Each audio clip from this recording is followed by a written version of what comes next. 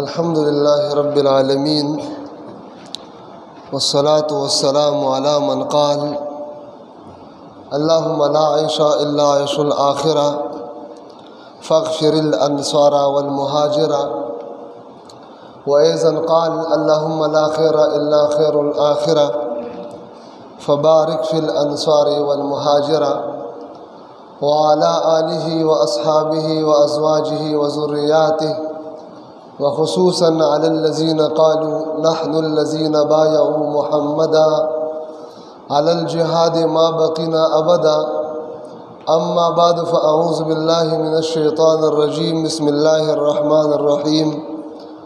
إن الدين عند الله الإسلام. وقال النبي صلى الله عليه وسلم من بدل دينه،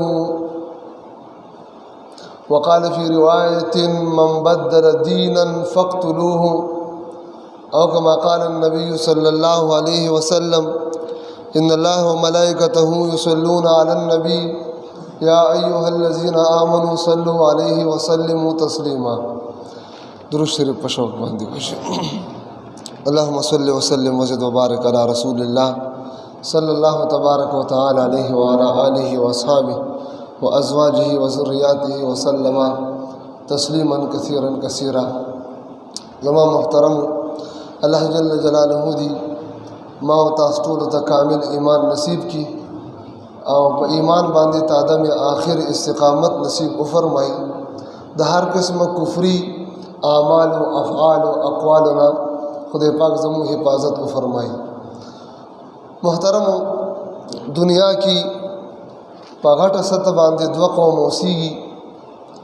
په سیده ساده الفاظو کې یو هغه قوم دی چې هغه د الله تعالی منونکي دي، د الله د خوري پیغمبر صلی الله علیه وسلم باندې ایمان وروړونکي دي، قرآن مني او څومره ضروریات دین چې دي هغه عقاید هغه اعمال چې هغه د ضروریات دین نه دي، یعنی هغې منلو سره انسان مسلمان ګرځي او په هغې کې د یو نم انکار سره انسان کافر ګرځي. نو یو هغه قوم دی چې دا هر څه مني، هغه موږ او تاسو پیژنو په مسلمان باندې. الحمدلله دا سعادت او نیکبختي الله پاک ما او تاسو ټولو ته نصیب کړې ده. الحمدلله والشکر لله. او دویم هغه قوم دی چې هغه بدبخت دي، هغې الله تعالی د ذات نه انکار کوي یا د الله تعالی د ذات د منلو سره سره د جناب نبی کریم صلی الله علیه وسلم په ذات اقدس باندې ایمان نه وروړي، یا قرآن باندې ایمان نه وروړي، یا هغه عقاید او اعمال چې هغې د هغې په ټولو په منلو سره انسان مسلمان ګرځي او په هغې کې د یو نم په انکار سره انسان کافر ګرځي، نو د هغې نه دی انکار کوي، چاہے د ټولو نه انکار کوي چاہے د یو نه انکار کوي. نو دغه قوم موږ او تاسو په کافر پیژنو. نو په غټه کې د الله بندگان په تمام دنیا کې دوه ځایه تقسیم دي، یو مسلمان او بل څه شی دی؟ کافر. مسلمان موږ او تاسو ټول پیژنو چې ضروریات دین هغه ضروري عقاید د زړه تصدیق کوي او په ژبه باندې اقرار او اعتراف کوي، دته مسلمان وي. او کافر بیا د کافر علماء مختلف اقسام ذکر کړي، مختلف قسمونه، تقریبا ځینې علماء 9 اقسام د کافرانو ذکر کړي دي. خو زه مختصرا عرض کوم یو قسم د کافر په غټه کې هغه موږ ورته عام کافر وایو. عام کافر معنا دا ده چې دی یا الله نه مني، یا نبی کریم صلی الله علیه وسلم بطور رسول او نبی نه مني، یا د قرآن نه منکر دی، یا ضروری عقایدونه یو عقیده کې منکر دی، کافر دی.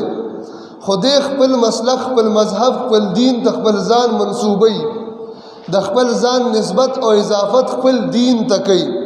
عیسائی دی ځان ته عیسائی وي، حضور پاک باندې ایمان نشتا. یهودی دی ځان ته یهودی وي، حضور پاک باندې ایمان نشتا. هندو ځان ته هندو وي، سکھ ځان ته سکھ وي. دغه رنګ چې څومره د دنیای عالم ادیان باطل دي، دغه ټول کافران چې کوم دین سره تعلق ساتي، کوم عقیدې او نظریې سره تعلق ساتي، نو ځان هغه عقیدې ته منسوبوي، نسبت خپل هغه عقیدې ته کوي. یهودي ځان ته مسلمان نه وي، عیسائی ځان ته مسلمان نه وي، یهودي ځان ته عیسائی نه وي، عیسائی ځان ته یهودي نه وي، سکھ ځان ته هندو نه وي، هندو ځان ته سکھ نه وي، سکھ ځان ته سکھ وي او هندو ځان ته هندو وي. نو دغه ته عام کافر وي، عام. او یو دویم قسم کافر دی چې د رسول الله صلی الله علیه وسلم په زمانه کې به هغې ته منافق ویلی شو او زمونږ په زمانه کې ورته زندیق ویو. هغه وخت کې منافق و، یعنی هغه انسان چې په خوله باندې د کلمات د اسلام وي، ځان ته مسلمان وي او زړه کې د اسلام باندې تصدیق نه وي، عقاید د کفر وي، په ساده او سیده الفاظو کې چې د چا په ښکاره او په ظاهره باندې مسلمان وي، ځان ته مسلمان وي او اسلام عقایدو اظهار کوي او په زړه کې په باطن کې کفري عقاید لري، نو دته به د حضور په زمانه کې څه ویلي؟ څه به ویلي؟ منافق به ویلي. خو د منافقینو تعیین هغه به په ذریعه د وحی سره کېده. منافق به څنګه معلومېده؟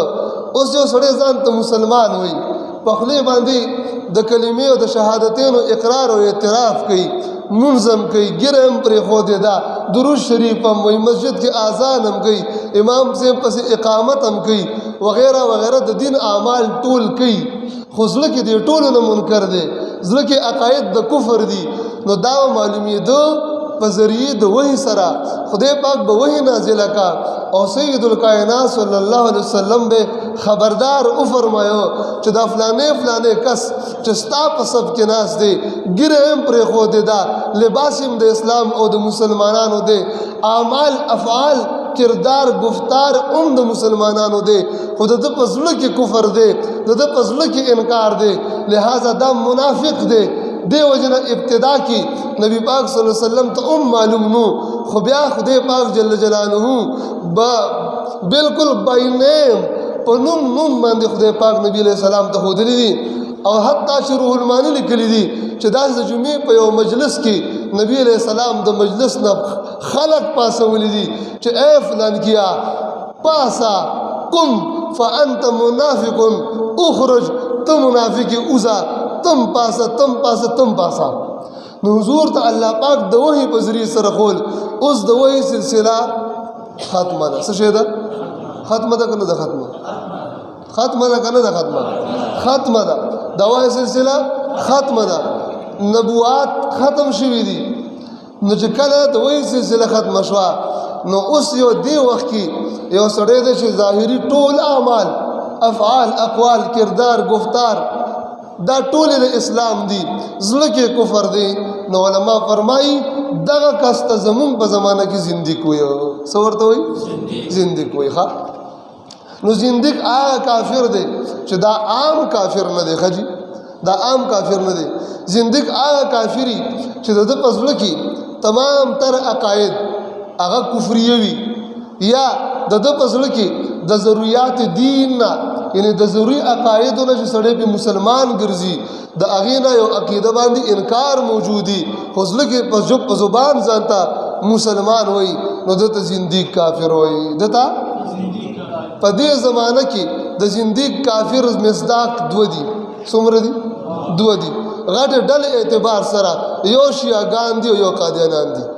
یو شیعهګان دي ځکه شیعه سره د دې نه چې عقاید کفریه لري، دې ځان ته مسلمان مؤمن وایي، ځان ته څه وایي؟ مؤمنین ځان ته وایي، مؤمنین ځان ته کافر نه وایي. او قادیانان سره د دې نه چې کفریه عقاید لري، ځان ته احمدي مسلم وایي. څه وایي؟ احمدي مسلم وایي، ځان ته کافر نه وایي. لہذا دغه دوه ډلې دا عام کافران نه دي، زندیق کافران دي. څه شی دي؟ زندیق کافران.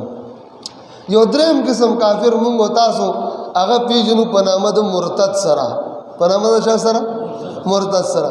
مرتد هغه کافر دی چې مخکې دی مسلمانو او داسې عمل وکړو، یا کله کله انسان په قول او په وینا سره مرتد شي، صفا وي نعوذ بالله چې زه اسلام نه منم، قرآن نه منم، یا داسې ګستاخانه الفاظ وایي چې هغې سره دی د اسلام نه خارج یا ځینې اعمال هم داسې دي چې انسان ورسره مرتد ګرځي لکه قرآن یې راواخیستو او بیا دی په کازوراتو په ډیرانو په لیټرین کې یا په ویړای کې واچول نو دې عمل سره هم د مسلمان مرتد شو ارتداد معنا د پشا ګرځېدل د اسلام نه وګرځېده اسلام نه خارج شو زما محترمو زما د دې مقدمې اصل مقصود تاسو ته بیانومه هغه دا د 13 جمعه ما د 7 ستمبر 1974 په فیصله باندې اعتراض وکړ ما ویل چې په 7 ستمبر 1974 کې چې آئین پاکستان د قادیانیت خلاف کومه فیصله کړې ده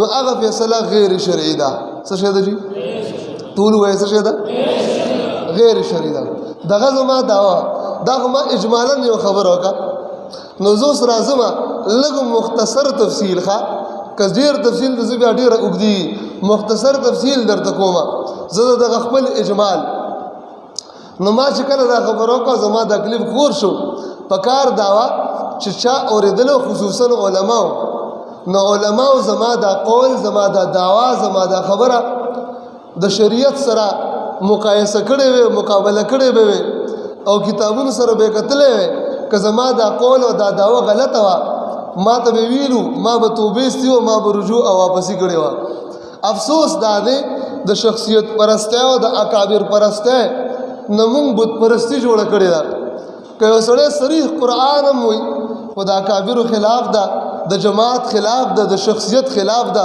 مونږ قرآن منودلو ته هم تیار نه یو ډېره د افسوس خبره نه ده د افسوس خبره ده نو هلکه وګوره دا زما قول چا به لیکلي هلکه دې ځان مشهوري دې څه کوي ځان مشهوري نو ته چې ځان د دنیا دپاره مشهورې نو څه نه او که زه دین دپاره مشهور شم نو څه وشو ښه خبره ده سمه ده ګوره شهرت او طلب شهرت او ریاکاری امر باطن دی دا زړه کې پټ دي څه کې پټ دي زړه کې تاسو دا پته یقیني فیصله کولی چې زه ریاکار یم که نه یم زه کولی شم ستاسو باره کې دا فیصله به څوک کوي رب العالمین به کوي نو دا خو ګوره یو تهمت دی دا څه شی دی تهمت دی او بیا هم د دې خلکو د زړه لپاره زه یم چې زړه یې یخ شي چې که تاسو وایي تش ریاکار او طلب د شهرت کې ستاسو ټول مخکې زه شهرت د توبه وسم یا الله توبه څه شي یا الله زه بیا به شهرت نه کوم بیا به شهرت او بیا به ریاکاري مو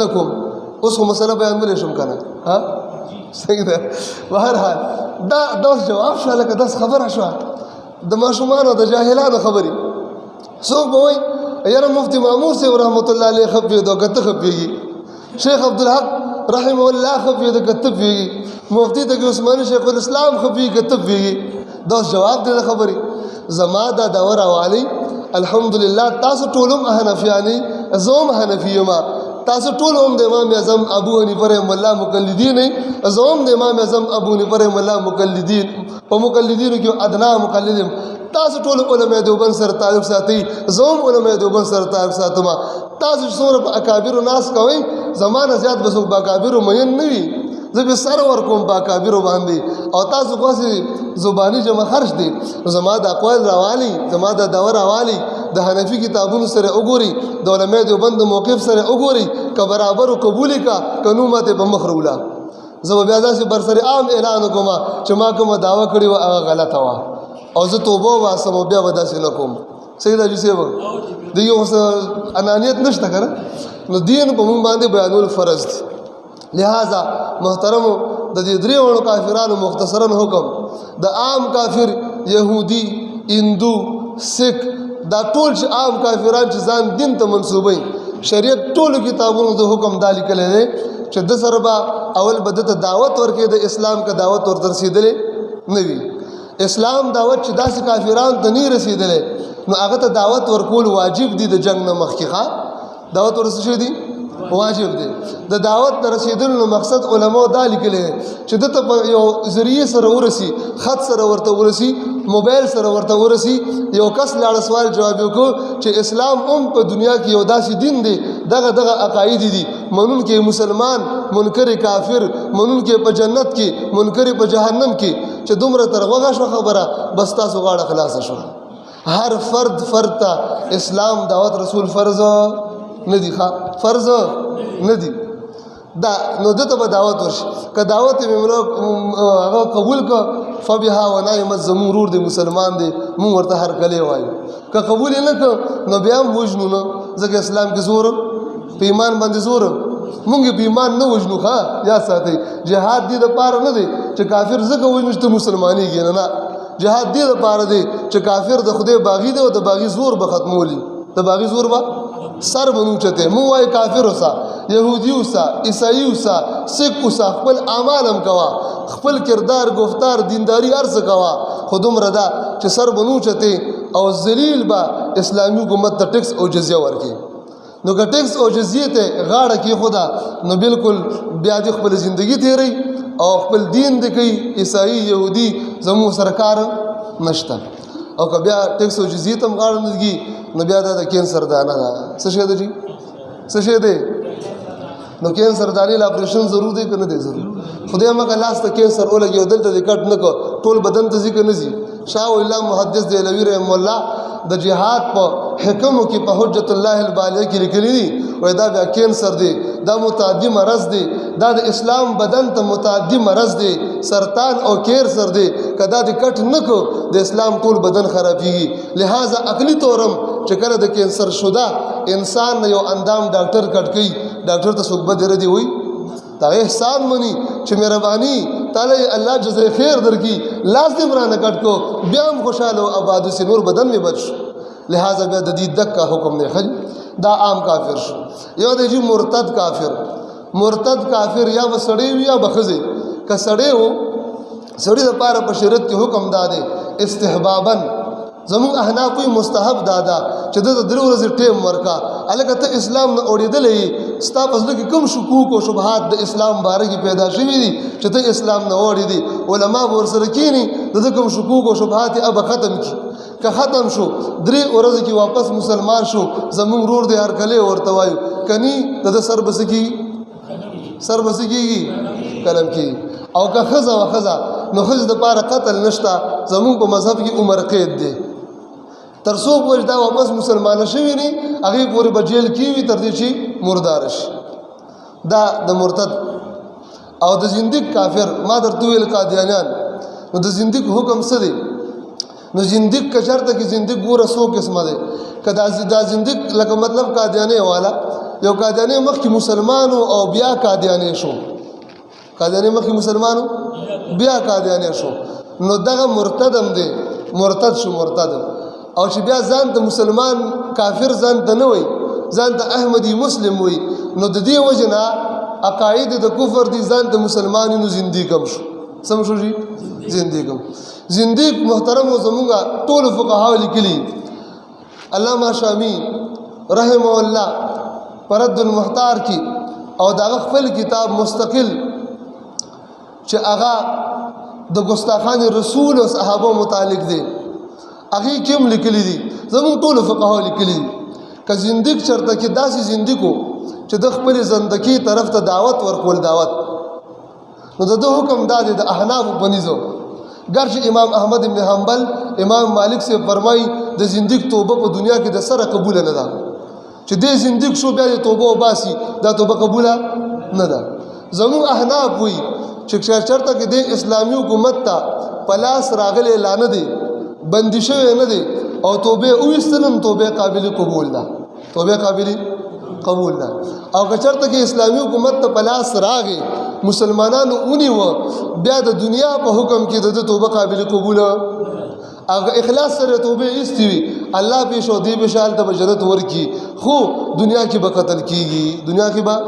قتل کیږي اوس دا دلته کې زمونږ په دې مساجد او مدارس کې یو فتوا چلیږي متفقه فتوا ورته وي یعنی وهابیان پنځپیریان بریلیان دیوبندیان حتی تبلیغی عمرګری صوفیا د ټول پاکستان د علماء متفقه فتوا ده چې قادیانی زنديق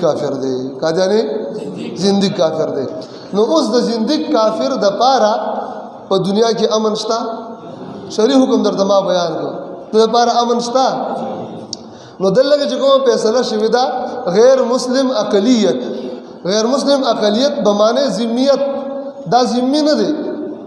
ذمی عام کافر ته وي، ما درته ویل چې عام کافر دی د مسلمان حکومت لاندې وخت تېروي او د هغې قانون مني او ټیکس ورکوي، د دپاره مرګ نشته، د مال جان هر څه محفوظ دي. اوس قادیاني ځان ته ګوره یو کافر نه وایي، ځان ته کافر هم نه وایي. دوی نو دا زندیکان شو. نو زندیک کافر دپاره ذمیت شته نو دی څنګه ذمي کې؟ د دپاره خو مرګ دی که نه. نو چې اوس دی ولې ذمي کې اچولی دی د قادیاني مال جان او ټول ارسو پاکستان کې محفوظ دي که محفوظ نه دي؟ ټول وایا څوک قادیاني مړ کولی شي؟ د هغه مال لوټ کولی شي؟ دا د چا په حکم کې شو؟ د ذمي. چا په حکم کې شو؟ د ذمي. نو زندیک کافر خو څه کې مرتد هم ذمي کېدی نشي. دا فیصله شرعي شو که غیر شرعي شو؟ دا غیر شرعي فیصله ده. قادیانیت دپاره قتل لی قتل، دغه دپاره بل هېڅ نشته. بل هېڅ که توبه وویسته د حکمرانانې وخت جیل او بند کې راتګ نه مخکې توبه قبوله ده، او چې دی لاس ته راغلی نه دی او د توبه بیا دی لاس ته راغی بیا توبه وباسي، نو بیا توبه هم قابل قبوله نه ده. د دپاره خالص قتل دی. ښه نو ټولو کتابونو زمونږ لیکلي ګرچې زمونږ په سترګو باندې د ړوند تقلید پټې دي، شخصیت پرستی پټې دي، نو په دې باندې خلک تنقیدات کوي. نو په ځای د دې زه د علماو درخواست کوم چې څوک زما په دا خبر تنقید کوي خپلو کتابونو ته رجوع وکړي، ځان په دې مسله پوه کړي چې شهرت تر کې فیصله د شریعت موافق شوې ده که غیر موافق. موږ د اکابرو قربانۍ باندې خاورې نه اړو، هغوی خپل محنت وکړو. قادیاني ته د سره چا کافر نه ویلي، نو دی غیر مسلم که هغې سره زما اتفاق دی، خو د اقلیت ټکي سره زمونږ اتفاق اقلیت به معنی ذمیت دی، دی بیا هم ذمي نه ګرځي. محترم حواله جات ما سره سوونه کتابونه دي، خو هغه زه پرېږدم او عربیا باندې خو زمونږ دغه ملګري شکر دی پوهېږي نه دې کتابونو ته ځي، نو دوی خو بس د اردو یا پښتو په خبرو پوهېږي. دې وجې نه ما سره چند یو حواله نیمه راوړې ده چې دا اقلیت هم بیا هم ذمیان نه دي. زما په لاس کې دا اصل الفتاوا ده د مفتی رشید احمد صاحب لدیانی رحمه الله، جلد نمبر 6 دی او د دې صفحه نمبر دا 359. سوال کیږي جی، سوال دا ہے قادیانیوں کو ملک میں غیر مسلم اقلیت قرار دیا گیا ہے، اب یہ ذمی کافر ہے. سوال یہ ہے وہی قادیانان په ملک پاکستان کی دی غیر مسلم اقلیت شو نو دا ذمی کافران شو، دا څه شو؟ دې ټکي ته خیال کوئ. سوال دی دا ذمی کافران شو. سوال دا دی اگر کوئی قادیانی مہمان آئے تو اس کا اکرام اور مہمانی جائز ہے یا نہیں؟ یو سوال دا دی چې دې ذمی کافر شو، د ذمی کافر اکرام کولی شي که نه شي کولی؟ خیال ساتئ د ذمی کافر اکرام کولی شي. اکرامي یهودي راغی عیسائی بالکل اکرام کولی شي، دغه مال جان ورسره محفوظ دي.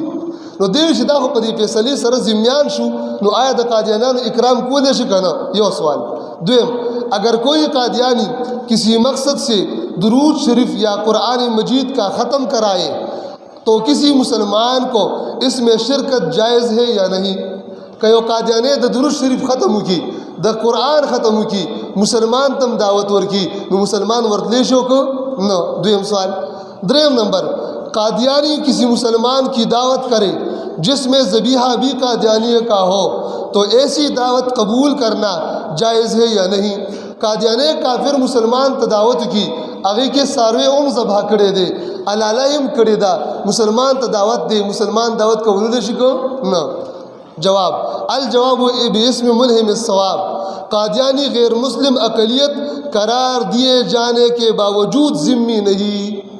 ہو رہی ټول ہو رہی دا ملیاڑ ته ملیاڑ ہو رہی. قادیانی غیر مسلم اقلیت قرار دیے جانے کے باوجود ذمی نہیں.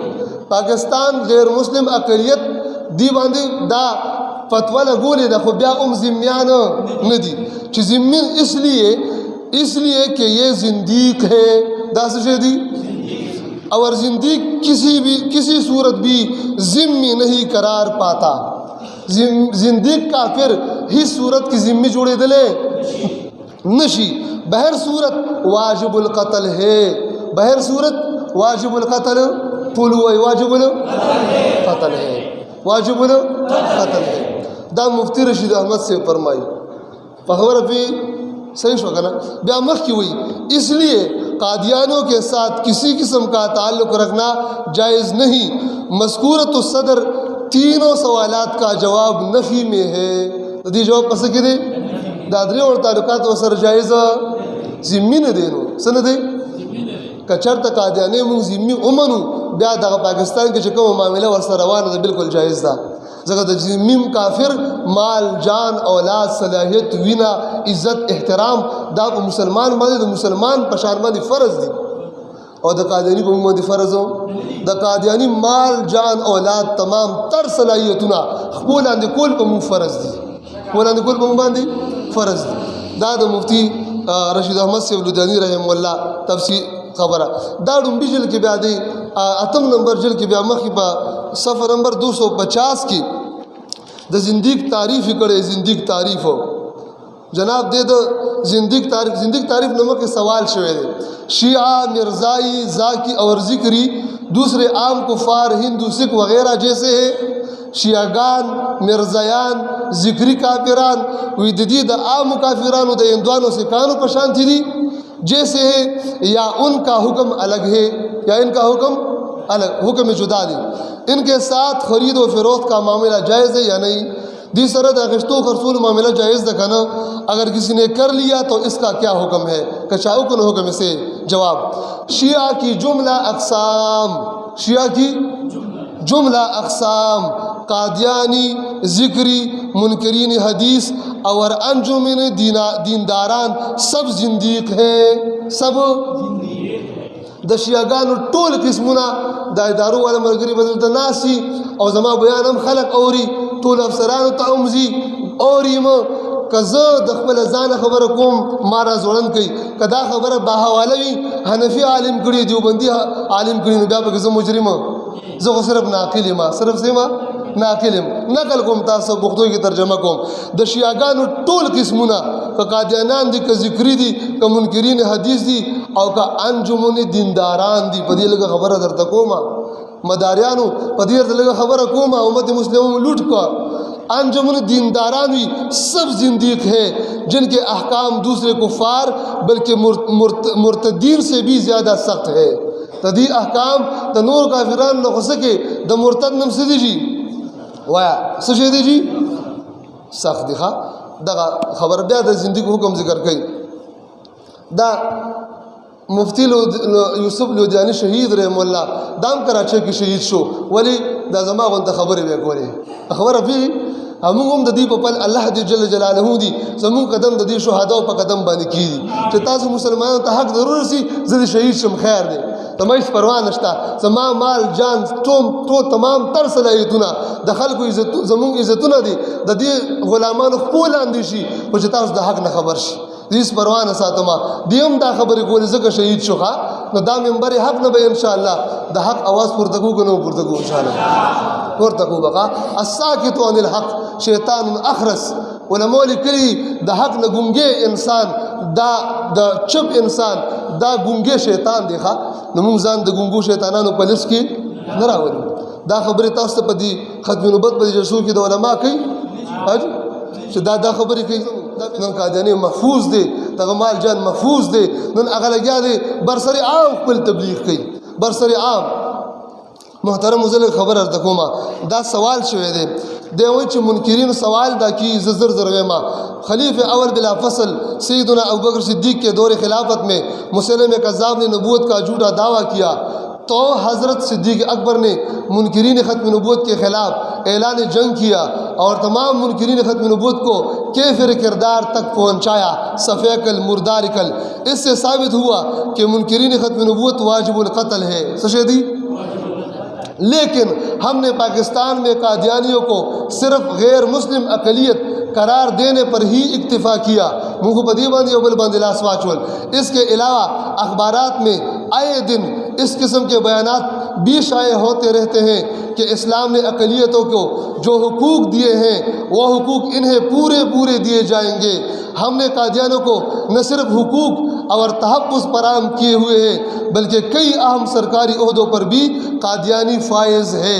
कादियानी दी जलसों की मशवरों का बिस्कुट उखरा कादियानियत فتح شو 50 زما داودا 50% په اهم ترین عہدو باندې افسران قادیانان دي. څومره جی؟ فساد. دا خبر یاد ساتئ هر وخت د دې د بیان وهم ني شاید چې بیا ستا غوږ ونري.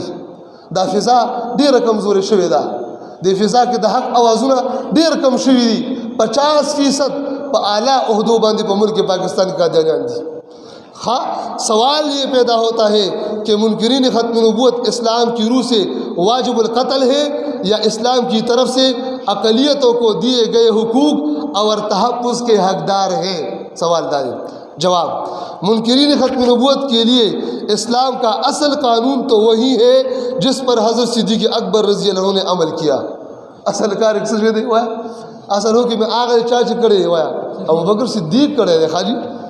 پاکستان میں دیوئی پاکستان میں قادیانیوں کو غیر مسلم اقلیت قرار دے کر ان کی جان و مال کی حفاظت کرنا ان کے ساتھ رعایتی سلوک ہے. دس دے رعایتی سلوک دے. لیکن اگر قادیانی اپنے آپ کو غیر مسلم اقلیت تسلیم کرنے پر آمادہ نہ ہو بلکہ مسلمان کہلانے پر مصر ہو قادیانی جانتا بیا مسلمان ہوئی تو مسلمان حکومت سے یہ مطالبہ کر سکتے ہیں کہ ان کے ساتھ مسلم کذاب کی جماعت کا سلوک کیا جائے. دوسرے دچا ہم تر سلوک گوشی تو مسلم کذاب تاسو من ټول مطالبه کو کنه کو ټول کو کنه کو نو دا د اسلام په نوم باندې چې د مسلمانانو پاټې جوړې کړې دي دې تم وایو تاسو د حکومت نه دا غواړي. زنه مشت تاسو خامخا ټوپک راوالي زنه مشت ځان پر جاکټو تړه زنه مشت موټر بب کې کېنا دا ضرور نه دا علمي اختلاف دی چې ته د عمران خان خلاف را پاسې دی شي نواز شریف د عمران خان خلاف را پاسې دی شي عمران خان د نواز شریف خلاف را پاسې دی شي تاسو د یو بل خلاف احتجاجونه کول اسلام آباد او په کراچۍ کې د قادیانانو خلاف نشي کولی وایا چې تاسو د عمران خان د پاره یو سل شپږ ورځې یخني ګرمي لګه تند برداشت کا د سید الکونین د پاره برداشت کوي که نه برداشت کوي وایا تاسو دلته د مولیانو ته ما کوم مناش د اسلام په نوم سیاست کوي تاسو د عمران خان خلاف باندې لوګي تند برداشت کړلې احتجاجونه وکړل د فوج خلاف هم احتجاجونه صرف په دې خاطر وکړل چې موږ سره په اوټونو کې غداری شوې ده او دلته کې الیکټډ او سلیکټډ باندې خبره وانته سوکل جلسې جلوسونه وکړل تا کې دومره ایمان نشته ته د سید الکونین د دشمن خلاف احتجاج نشي کولی کو به که نه به کو دا خلک بیا ولې نه کوي پته لګي چې دې خپل مشن سره نو رښتونې نه دي دې دال کې ماته تور ښکاري دې اوړو کې ماته خاوره ښکاري ته ولې قرباني نه ورکوې د حضور د شان دپاره د حضور صلی الله علیه وسلم د دشمن خلاف ته ولې نور او یخني او ګرمي لږه تنده نشي برداشت کولی که د اوټ دپاره برداشت کولی شي د حضور دپاره نشي برداشت کولی. تمام محترمو مخکې دې څه وایي دا مسلم کذاب کی جماعت کا سا سلوک کیا جائے. کسی اسلامی مملکت میں مرتدین اور زنادقہ کو سرکاری عہدوں پر فائز کرنے کی کوئی گنجائش نہیں. یہ مسئلہ نہ صرف پاکستان بلکہ دیگر اسلامی ممالک کے ارباب حل و عقد کی توجہ کا متقاضی ہے اور دی اور توجہ نہ ورکئی دا توجہ دا مسئلہ فضول گری دا آپ کے مسائل اور ان کا حل جلد نمبر 2 فتاوی فریدیہ کی دا ما سره دی جلد نمبر دے جناب اول صفحہ نمبر دے 146. سوال دا دے آئینی فیصلہ کے بارے میں آپ کے تاثرات کیا ہے؟ کیا اس فیصلے کے بعد ہماری ذمہ داری ختم ہو گئی کہ فیصلہ شوا زمون ذمہ داری ختم شوا تو صرف جلسے کوا جلوسونو باسا ملک و بیرون ملک قادیانی فتنہ کے سیاسی اور دینی اثرات کیا ہے؟ 4 ایسے مہلک اثرات کا تعاقب کا طریقہ کار اور لائحہ عمل کیا ہو سکتا ہے؟ مفتی سے بیا جواب ورکی جواب کہ وہی چدا ہو قومی اسمبلی کے قادیانی فیصلہ سے ان کا خارج اسلام ہونا تمام عوام اور تعلیم یافتہ طبقہ پر روزی روشن کی طرح واضح ہو گیا. اس سے ان کے حوصلے پھنس ہو گئے اور مجبوراً وہ اب اپنے اداروں میں ترمیم کریں گے. اس فیصلہ سے ان کی تیغ تبلیغ اور ارشاد اور عوام کو پسلانے کے ہتھ کنڈے کافی حد تک بیکار اور ختم ہو جائیں گے. دغه فائدې مونږ منو چې دې ته خلک کافران وي بس دومره فائدې ده بس نور فائدہ نہ منو. یہ مسئلہ اگرچہ کاغذی طور پر تو حل ہو گیا, کاغذ کی غولے کے لیے شو, لیکن عملی طور پر ابھی تک حالی طلب ہے.